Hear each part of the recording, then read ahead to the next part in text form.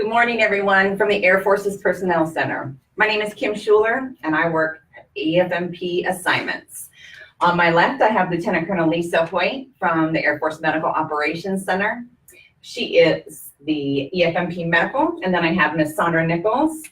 She is from Air Force Personnel Center also, and she is the EFMP Family Support Component Lead. So we apologize for the delay in not having our quarterly EFMP Families webcast or Facebook Live event the last quarter of last year, but with Hurricane Michael kind of throwing things into a tizzy, we do appreciate your patience. So we're back on schedule. If you were with us last year, the very beginning of the year, our first webcast, what we like to do is each of us will kind of just do a really quick, brief overview of what each of our components bring to the table for EFMP families.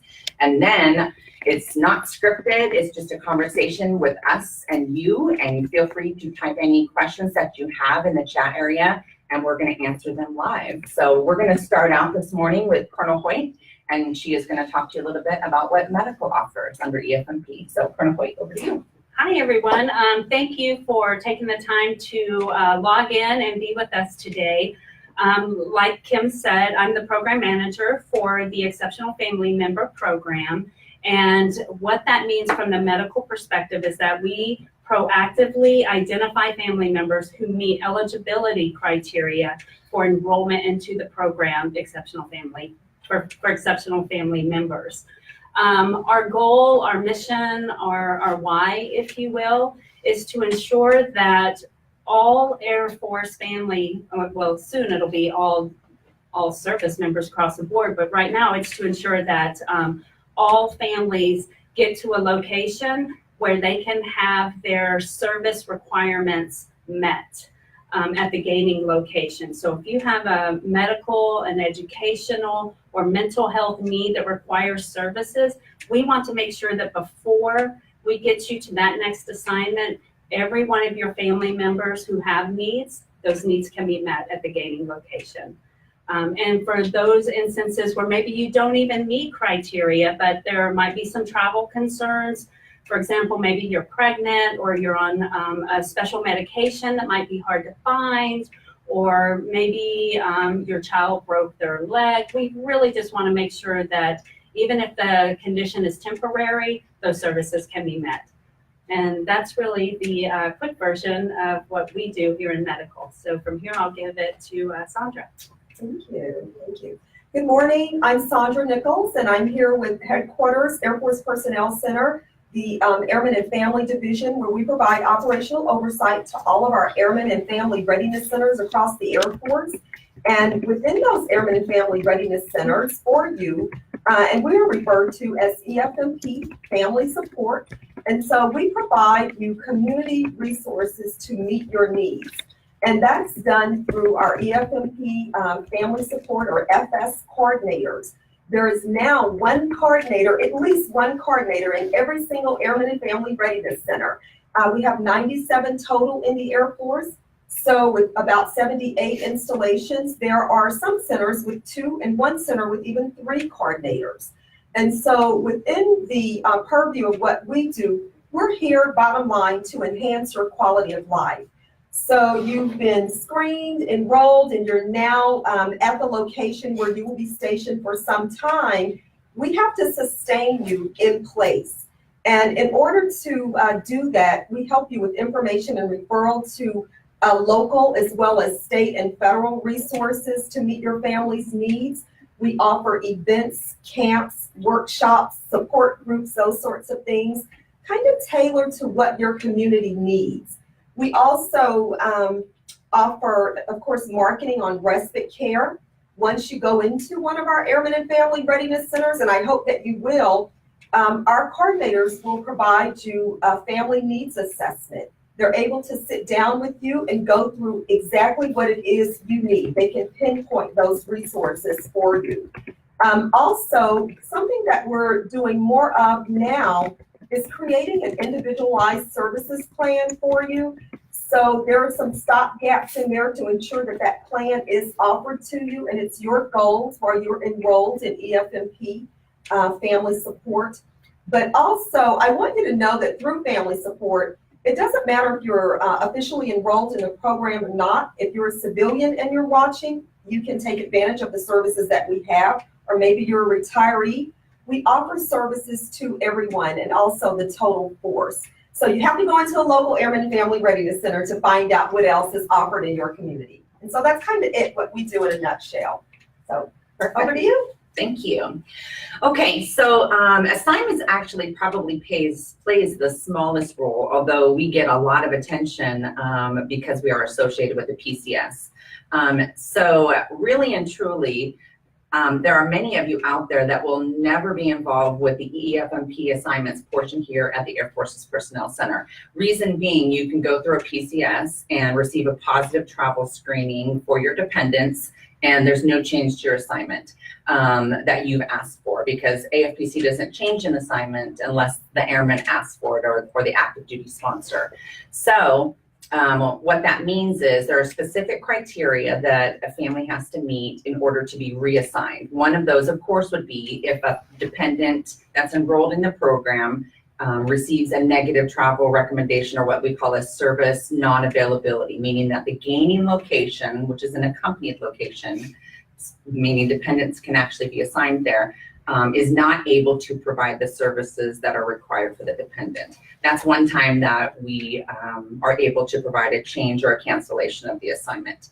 Another time is if there's a new diagnosis and the current location is not able to provide the services required. So we need to make sure that that family gets moved to a location that can provide all of the services for that diagnosis.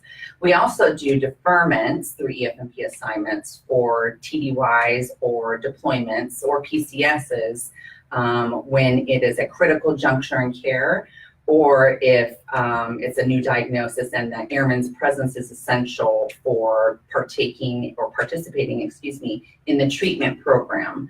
So that could be something a little bit different. Well, it could be sometimes the dependent is hospitalized in, say, a mental health facility, and they need to be there to participate in the family counseling.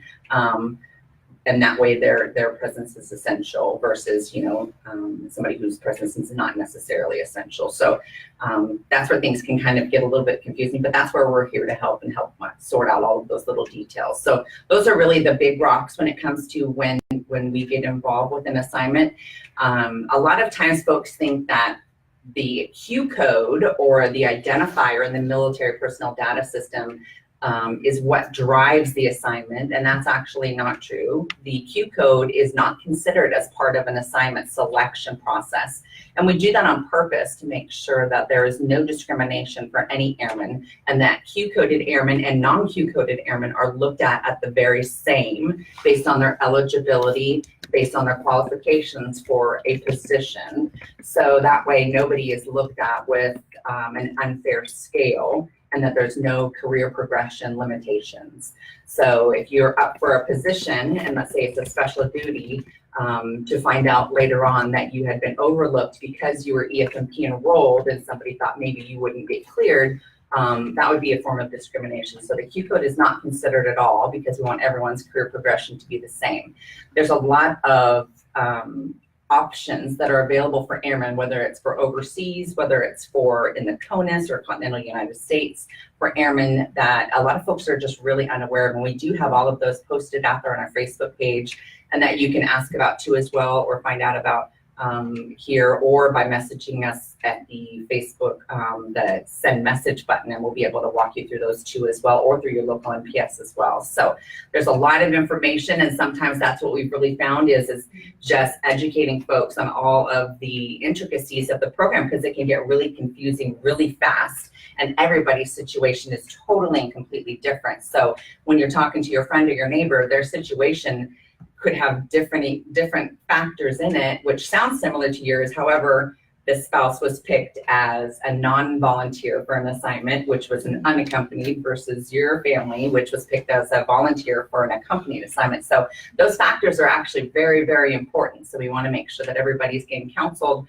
specifically to their situation. So we do recommend contacting us, contacting the local military personnel section to be able to walk you through that, because it can be super stressful anyways to PCS. I'm retired, so trust me, I understand that. My kids were both EFMP, so I get how stressful that is, and then having the EFMP stress of that process on top of that can add even more so to it. But we are truly working on that. Trust me, because when I say that we're slightly busy, that's an understatement, because we are working hard to improve these processes as much as possible. And we'll kind of talk about that, because I already saw some of the questions starting to come in. So we will just dive right in, and I've got my Google Hangouts here. It's not that I'm just looking at my screen, but You're not crushing candy. I'm not crushing candy. No, it would be totally inappropriate. But we have Tech Sergeant Kiana Campbell, who's over here helping us out, and she works with me in EFMP assignments, and she's fabulous, and she's over there making sure that we've got all of your questions as they come in. So please don't be shy, because we want to be able to utilize as much of this time as possible to get your questions to the subject matter experts, so that we can totally take advantage of this time. And we do have another afternoon session. So if we don't answer you this morning, we will be able to answer it this afternoon too as well. So, okay, let's start and say with number 1. It says how assignments are selected and how long it takes to get an assignment once EAPC receives the package. I haven't talked to a single person who receives an EFMP reassignment that got even close to the requested locations. Is it even necessary to have a section to request a desired location if those requests are always ignored? That's a great question. So I will tell you that on the assignment side, absolutely 110%, they always ask for your requested location, without a doubt. Reason being that I can say that definitively is it does not just go through one single caseworker. It goes through a superintendent who also has to review that case and is double checking to make sure that that case manager went to your functional community and asked specifically for that. It's not a base of preference program, unfortunately, as much as we would really love to be able to always provide that. But keeping in mind that EFMP assignments is a balance between Air Force manning and the requested location, we do have to balance those two needs. So we're always going to ask for it, but if manning is way overmanned in that area, we are going to try to match someplace around. Now, if those locations that are surrounding that are not able to support either, they're going to have to look at Air Force needs. It's unfortunate that we're not able to match you somewhere close, but it is still a requirement to be able to support the AFSC, or the Air Force Specialty Code, across the Air Force. And that's the functional community's requirement, is to manage that career field and make sure that they are able to put the airmen in the specific location, which is where we work with medical, to match you up with a location that can provide services. A lot of times folks come back and say, well, I've already verified that one specific location can match, they can already guarantee. And we run into that quite a bit, where they've called ahead and verified. I will caution against that only because we have found quite a few times where either the TRICARE website will say one thing, or a specific clinic will say, yeah, we're able to take on a new patient. But then unfortunately, the chief of medical staff will have additional information, such as that doctor's no longer going to be taking TRICARE, or that clinic is going to be closing. And that's really the chief of medical staff's job. And I'll let you talk a little bit more about that, Colonel Hoyt, if you don't mind, since that falls under the medical part. Mm-hmm. And so, yes, the SGH, or the chief of medical staff, once they receive the package from the losing or from the location where you're going to PCS from, they receive it at the gaining location.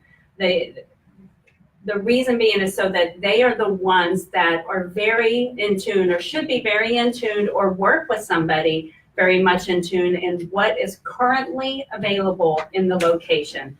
We're not projecting what can be available in the future. We're not looking into the past as to what they used to have, but what do they have right now when you are to be arriving there on station.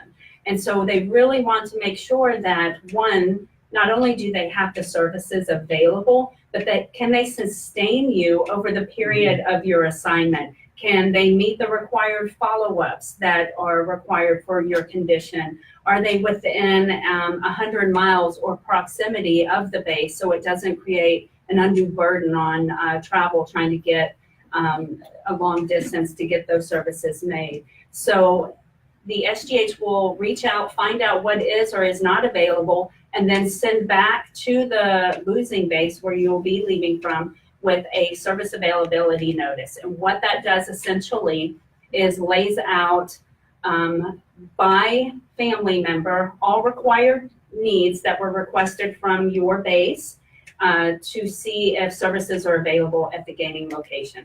So then the SGH or the Chief of Medical Services will then go into that form and essentially say, for example, Susie, we can meet all of her needs. We can meet pulmonology, we can meet mental health.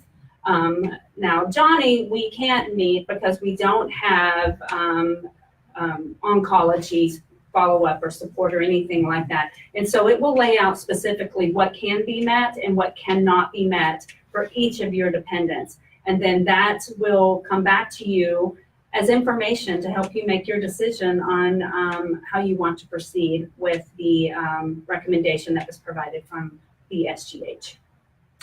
That's great. Can we, and you brought up a good point too that I wanted to kind of talk about really quick, because I think a lot of times it gets overlooked about the frequency of care. Yeah. So as soon as boots on ground, a family arrives at a location and they have a requirement for, say, a care requirement every 2 weeks. Can you talk about what the SGH is looking at and when they have that? Because that's something they think when we get, I know I get the Facebook question a lot in the inbox that says, I know that they have a psychiatrist available, a child psychiatrist. I've seen it, they've got 3, but when it doesn't match up with the frequencies, can you talk about that just really quick? Yes, so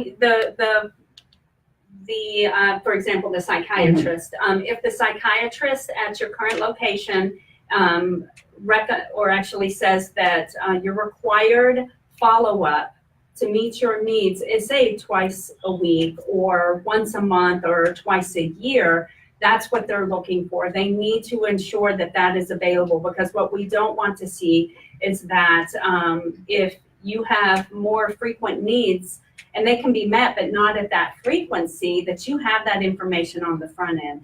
We don't want any of our family members to regress at all, whatever form of treatment that they're getting. So if they're used to and they're progressing at a certain frequency and the location can only do once a month when you need twice a week, then we want to make sure that you don't regress in your prognosis or the care that you're receiving. Perfect. That's exactly what I was looking for. Thank you. Okay, so next question is non-volunteer assignments. What's the use of being EFMP if you can get picked up as a non-vol and your child regresses? So that's a great question, and it has to do with overall, EFMP is not a long-term deferment program. So as airmen, and this is again coming from me as a retiree too as well, we're still expected, and you're still expected to be worldwide available. The Air Force provides that initial deferment for establishing the care plan and establishing the treatment program. And that's that 12 months that comes at the front end of the program. And then at any point in time when there's a critical juncture in care or a new diagnosis, those deferments can be added on if there's a need for it.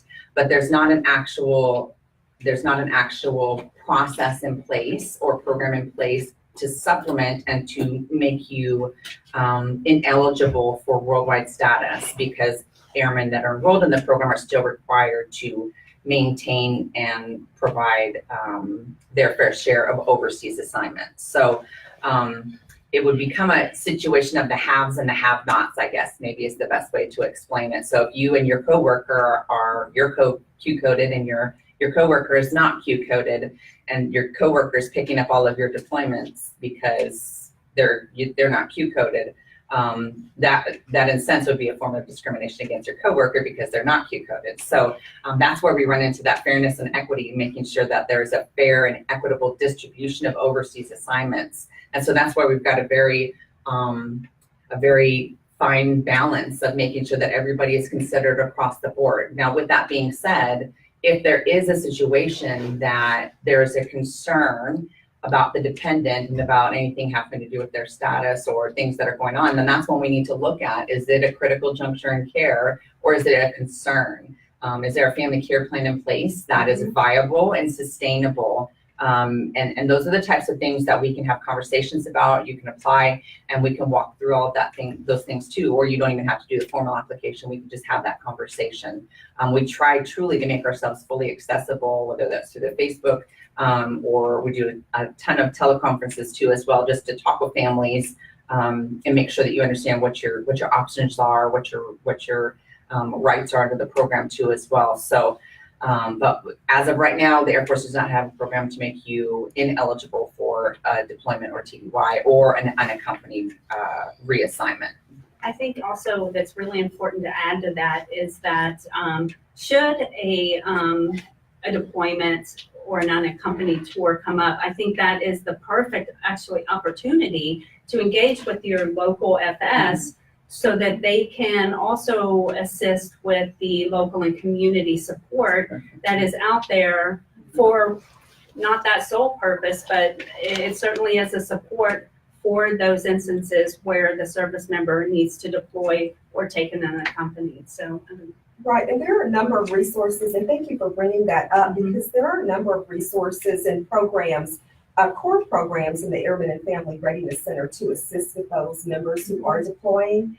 And so we have a deployment manager there in family support, or a deployment program. And so it may be working with a number, again, of program managers outside of the EFMP family support coordinator.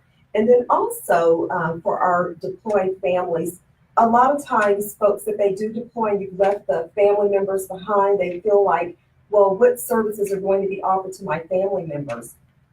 Your family member, they're on station, wherever they are, will be cared for. The member does not have to be there in order to take advantage of some of those resources that are available, either on the installation or off the installation. And again, it could be state resources, it could be federal. So what you need to do is to be sure that if you are deploying, to check in with your Airmen and Family Readiness Center and take your family members over. I think for all of us, we've talked about this quite a bit and we've heard this over the years. It's hard sometimes to reach out to those family members and just reach out to family members, period, not just when members are deploying. And so we urge you to check in with your EFMP coordinator and at the Family Support Center or Airmen and Family Readiness, and provide the contact information for your spouse, especially if you're deploying and you're leaving them behind. We want to be able to reach out and support them within the community that they're staying in. So thank you. Perfect. That was a great point. Our next one is, if your child is EFMP and a center for care, and this, I believe that's in the center for care of a very serious chronic disease, can they send us to a base with adequate care, but not at the same level of care? So that one is going to go over to you. Sure, that is, that's a really good question.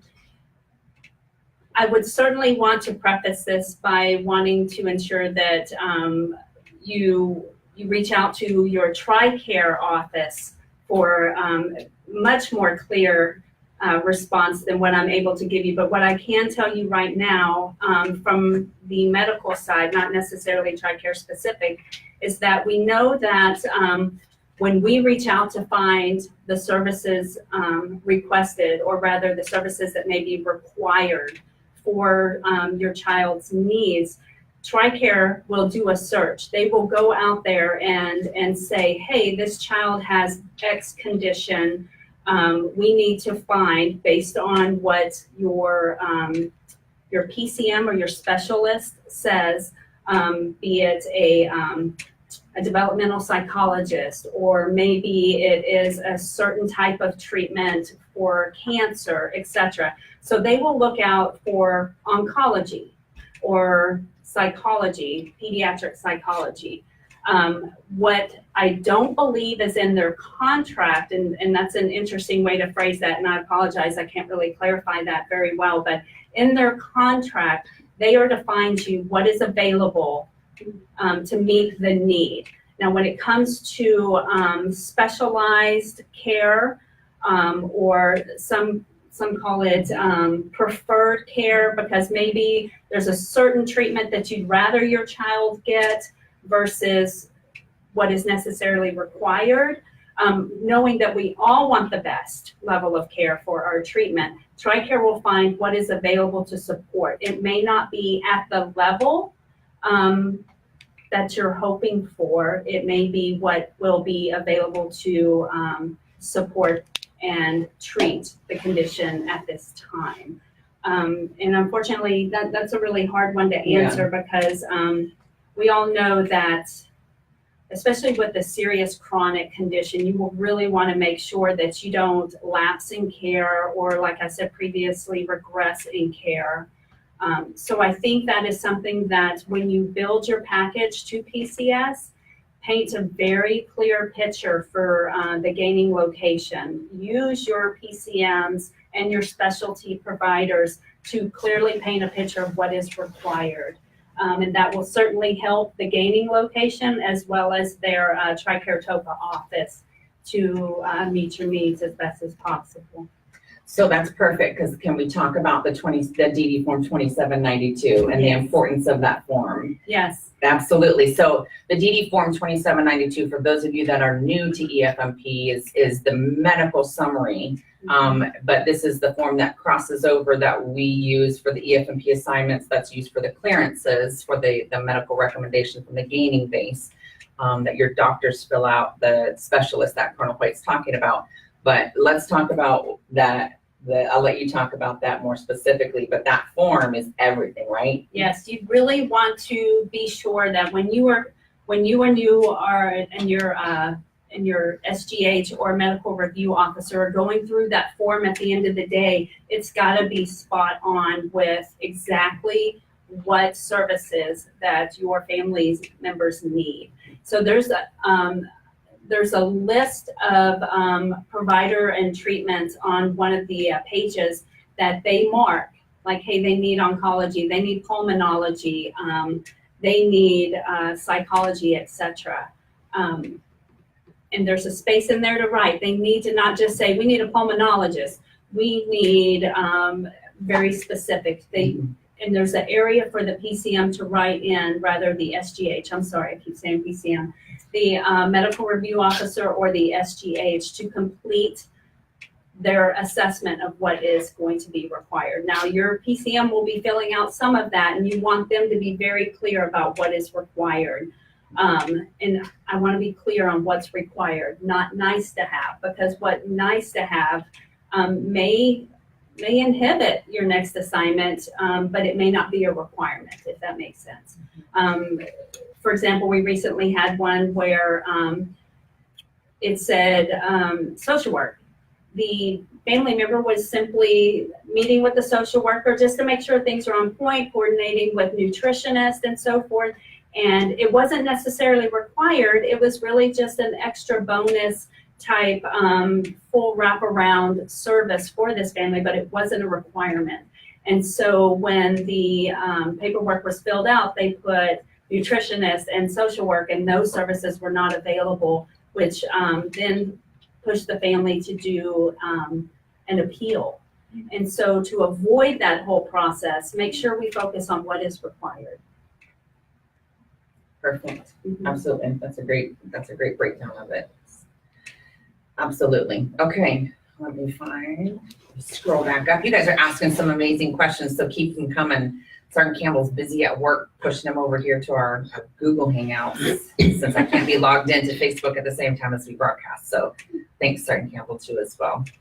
And thanks, Miss Dina Chapapas over there, giving us the time if we're getting long-winded, because we like to talk about all of our, we like to break it down is what we like to do to make sure that we're answering it thoroughly. So, okay, let's break. How have TRICARE changes impacted EFMP assignments? What can advocates line TRICARE for kids do TTYL help you at all? Oh, okay, I don't think that was part of it. I was like, is that like LOL? That means If we can edit it, we would edit that part out. Talk to TRICARE. you later. What can advocate lines like TRICARE for Kids do to help you all with that process? With EFMP assignments? Yes, that's what it looks like. Okay. So far, TRICARE changes hasn't necessarily impacted EFMP assignments only because the assignments portion is based off of the medical, first of all, it's based off of an airman coming online saying that they are volunteering for a change or cancellation of assignment. So it's airman volunteer. And so second of all, then we also are looking at, it's based off of the medical side with the service availability notice of availability or non-availability. So I don't know if that would have any type of a TRICARE change that would be necessarily ingrained in that. I don't know. I feel that this is another opportunity for us for our future ones to make sure we maybe invite someone from TRICARE, because we do get a lot of TRICARE questions, but I would certainly like the chance to check into this question and get back to you. Perfect. I'm gonna make a note of that one. Yeah, we'll get back to you on that one. But yeah, most of our questions often come for TRICARE, and we'll just try to remember that next time. Get a bigger table. While you're looking for the next question, let me just jump in here. Perfect. Real quick to talk about the manning for Airmen and Family Readiness, because some of the questions that we get, there doesn't seem to be always a standard across the Air Force for EFMP family support. And so it's just because some people are not aware that initially we only had 35 full-time EFMP coordinators dedicated to supporting our families. And we recently, in 2017, added 44 additional coordinators. And then just last year, actually the last fiscal year, rolled into the beginning of FY19, we added 15 more coordinators to completely close the manning gap for Airmen and Family Readiness. And so with 59 new coordinators coming on board, we're doing lots and lots of training. That was one of the things that our families were concerned about at our last two summits.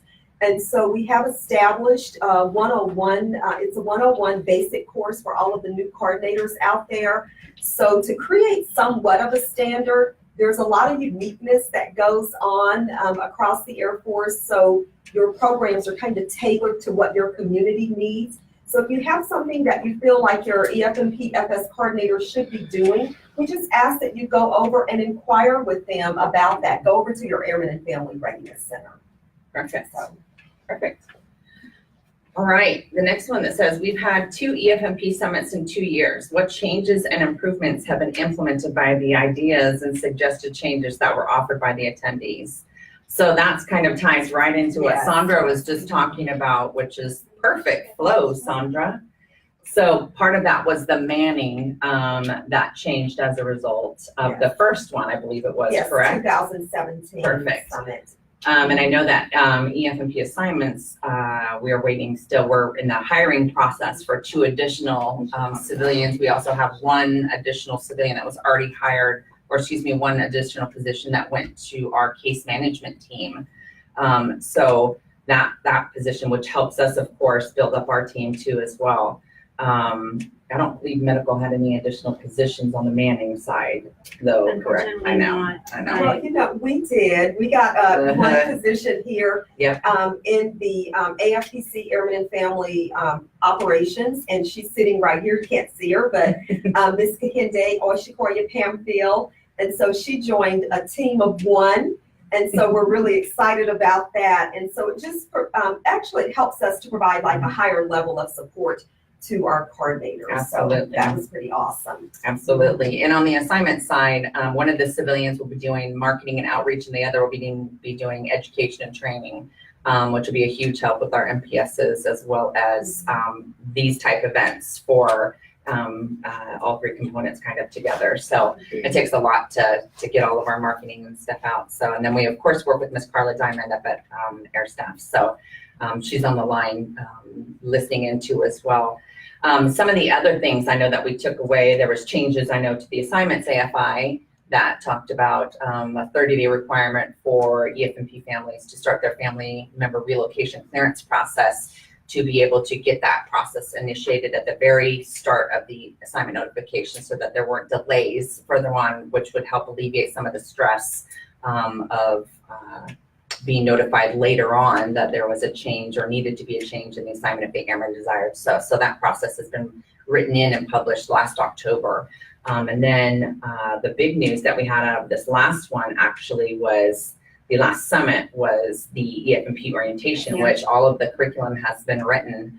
And you should see by the end of this month rolling out at your local basis. So if you've not heard of the orientation yet, it's going to be awesome. So, and we don't think that just because we wrote it, but we think that honestly because it's really what you asked for.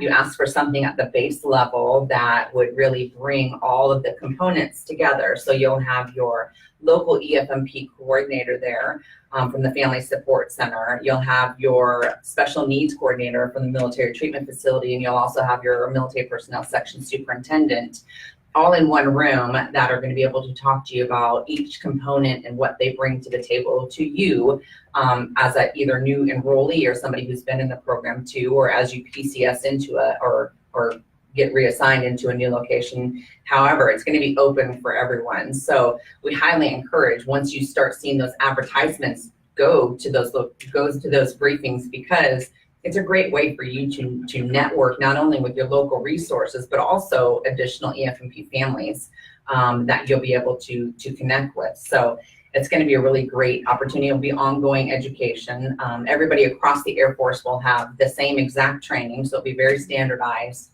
and it's going to be really exciting. So, and of course, if you have suggestions after that rolls out, please don't be shy about sharing those with us either. That's a big reason that we started it was because of your feedback. So obviously we take that and run with it. Right, and let me add that at some of your locations, there's already an orientation in place for EFMP where all three components are part of that. And so those orientations will continue.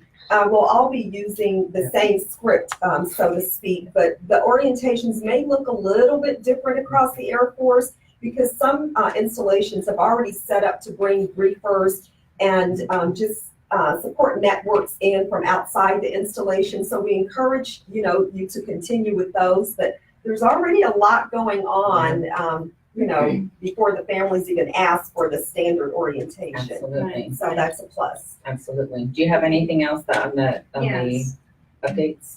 One additional topic that was brought up that we did get a green light on because it was successful was a lot of families were frustrated and challenged by the PCS and transfer of TRICARE regions. That was a huge initiative. So what has happened as a result of that is prior to your PCS, you will be encouraged to meet with your TOPA case manager so that your current region that you're in, if you're moving to a new one, they are able to do kind of a warm handoff at your new location and the region that they're in if it's different. So they will be able to coordinate some of that care and with the intent that hopefully they're scheduling some follow-up appointments on the front end so you don't get there and then have to start scheduling and then wait for that appointment. So there was a process put in place for that. So that's a big one too. Absolutely. Well, and also as a result of the summit, we hosted a session to just brainstorm some of the support networks and groups and events that adults wanted to participate in.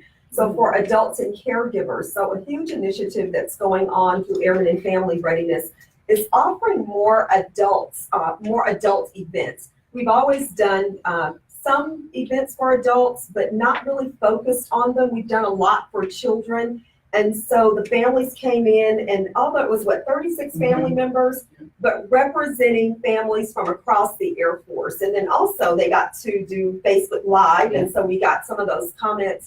And it is actually going really well. We just implemented that for FY19 there are probably 100 events for adults taking place across the Air Great. Force. And so we're really proud of that. And gosh, the events just range from, painting with a twist, and they're all resilience, kind of wellness-based events.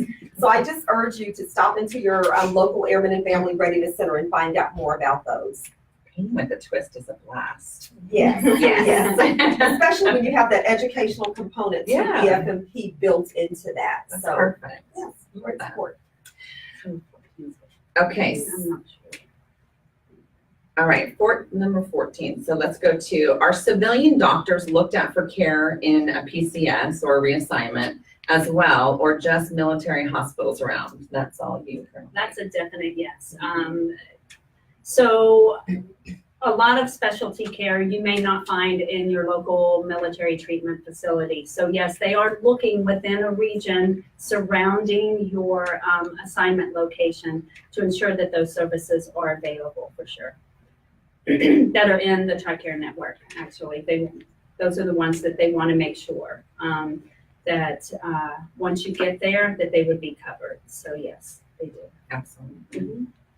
And we've got some questions on here that appear to be from the Army side, because they're talking about a soldier doing a compassionate reassignment, which is the phrase that's used for a humanitarian or EFMP assignment on the Army. And I have to just say, this is the Air Force specific. So I don't mean to be exclusive, but we are exclusive for Air Force families only. So I do know that the Army has their own Facebook pages that's more specific to their bases. So I would just recommend that you get out there and find your bases Family Support Center, because they will definitely have more information for you that's on that. But you can also go to, and I know Sandra's getting ready to pounce. She's like, hey, let him go to an Air Force one. So I'll just give it over to Sandra, because I know she's going to say Great. something. I was going to say it though, but go ahead, Sandra.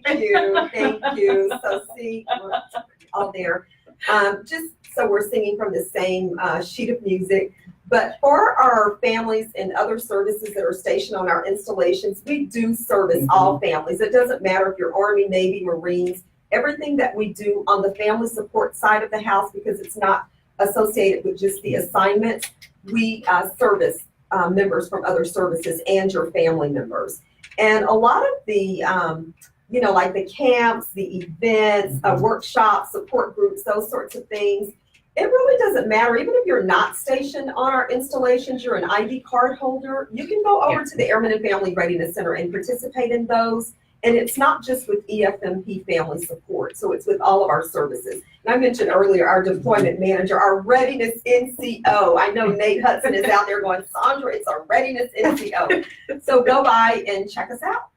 Perfect. Yeah, he was asking, this individual, I don't know if it's a he or she, is asking about assignments specifically. So that's why I was like, no default. Okay.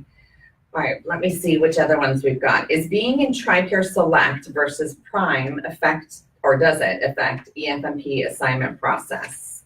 Colonel Hoyt. More TRICARE. More TRICARE. Yes. So no, it does not affect the assignment process. Where it may come into play, and this is really based, what we find it to happen sometimes is that when families travel against a non-travel recommendation. So let's say you're PCSing and the gaining location cannot support your family's required services, and you decide to travel anyway, which is absolutely your right to do so, knowing that it comes with hardships. Part of those hardships are the conversation you need to have with TRICARE to ensure that your services are available, is considering switching from TRICARE Prime to TRICARE Select so that you can get out there. It may come with a copay, but it would be out of network sometimes, and there's some nuances in there with TRICARE that are really a challenge for me to answer because I'm not TRICARE. But that being said, those are certain challenges you will face when you get to your gaining location. And it may be an option that you choose just so you can see the provider that you want versus the one that is within the network. So it's really up to you. So we've got some that are specifically geared towards TRICARE, and I know that we're not gonna be able to answer those, but what we will do is pass those along to TRICARE specifically, only because, we're truly not gonna be able to answer those since we're not TRICARE, the military healthcare beneficiary, representatives. But we will make sure that they get to them, and what we'll be able to do is provide a response that we'll be able to post out there on our page, and we'll send that back to Colonel Hoyt, and she'll be super excited to take it back to FMO with her and pass that up for us. Yeah, she's like, sure. Okay. Yeah, and then we'll drag them in and see how much they love coming to talk with us. They do. Okay, so let's see. Is there any way of getting an assignment soon if your child can't get into current location and has been in the ER multiple times due to an illness that can be prevented by having a specialist? That's a great question. Okay, so let's kind of break that down just a little bit. If there's a requirement and you were moved to that location based on the promise of care available, that the gaining base said yes, care was available there, and it's not come to fruition, then obviously there's an issue. I definitely would say special needs coordinator needs to be involved in that, potentially. At your local location, potentially a case manager if it's that extreme. And a case manager in that military treatment facility serves kind of a different purpose for more complicated cases and care coordination. So that would definitely be the first step before applying for reassignment, because that just adds additional stress and complications to the situation. But because we are going to ask those questions, we're going to ask, what has the special needs coordinator said? Because you're required to provide a letter that from the special needs coordinator saying whether or not those services are available.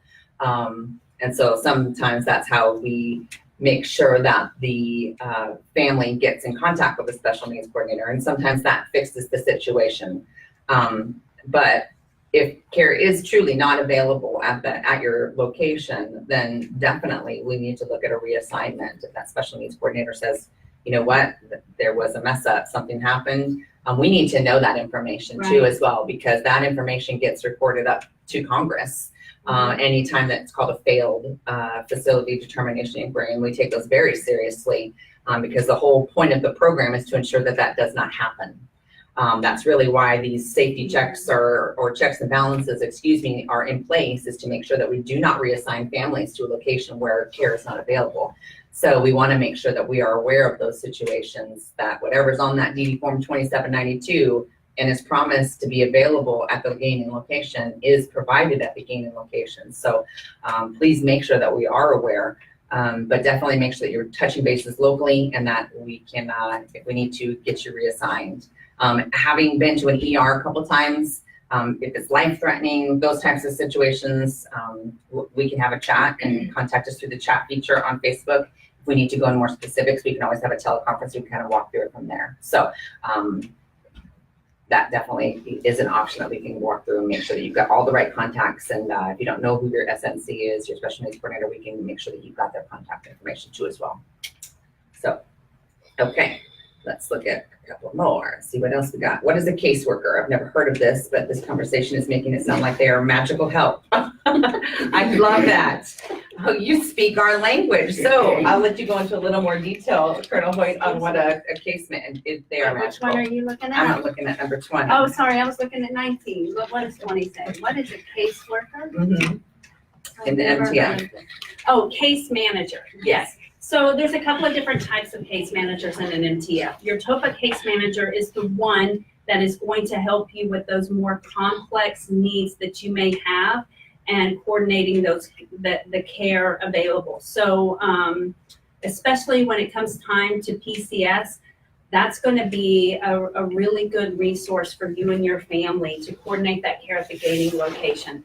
So in terms of your paperwork going forward, they will essentially see if it is available, but that case manager is actually the one that's going to be assisting you and making sure that indeed what the frequency is. They're going to be able to look a little bit deeper into the TRICARE resources to help you understand a lot more about what is available once you get there and help you coordinate that.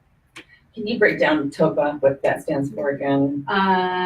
TRICARE Operations patient administration. That was really good. That was like a pop quiz. Yes. Ding. Ding. Can you also talk, Sandra, a little bit about what a warm handoff is on the family support side too? Because we got the medical side with the caseworker, case manager. Can you talk a little bit about the family support side? So on the family support side, something that we're really pushing, we've heard a lot about this at the 2017 Summit from Families, as well as our 2018 Summit Families. And we do this across the Air Force. It's not 100% of the time, but families want to have that warm handoff from installation to installation as they're PCSing. And not just with family support, they also want a warm handoff from EFMP medical over to family support. So that's something that we've talked about and that we're working on. So when it's from installation to installation or center to center, what we did recently, we added EFMP family support to the virtual out processing checklist to ensure that this happens. So every single member PCSing will have airman and family on their checklist. They either have to go over, or if you're not Q-coded, they're just going to check you off. But if you are Q-coded, you're going to need to go over to the Airman and Family Readiness Center, or maybe they'll speak with you, on the phone, and they'll offer another family needs assessment. They'll see if you need an individualized services plan, and then they will send ahead of you PCSing to the next installation or the gaining base that you're on your way with your family members and what your needs are. So I want to encourage everyone out there, when you get ready to PCS, we want that warm handoff done. And it's really to help you out and help your family members out. So you really do need to go and check in with Airman and Family Readiness to allow them the opportunity to flow or to do the warm handoff from center to center. And then there are some other things in place, and I can go all day about that, some initiatives that we have. And I think the orientation will actually help with the warm handoff from medical to Airman and Family Readiness. But that is something that's hot on our plates, and we are working on that as we speak. And they should also get that from the medical perspective Right. during the annual contact as well, as you go through and update your information to find out if there's any new needs that may require referrals for family support. Right, and we do this because we just don't want you all to fall through the cracks. We know that you're really busy, and maybe if you don't think about going over to Airman and Family, we are thinking about you. So we're trying to find other ways to pull you into the fold to ensure that even if you don't want it, maybe your spouse needs the warm handoff. So we want to just ensure that we are meeting your needs in that regard. Perfect. All right. Why is it hard to get the Q code taken off? I'm rephrasing that question. Rephrasing. Yeah. Okay, so the Q code is actually, I'd be really interested to find out what challenges you're having, because frankly, at the end of the day, removing a Q code should not be that difficult.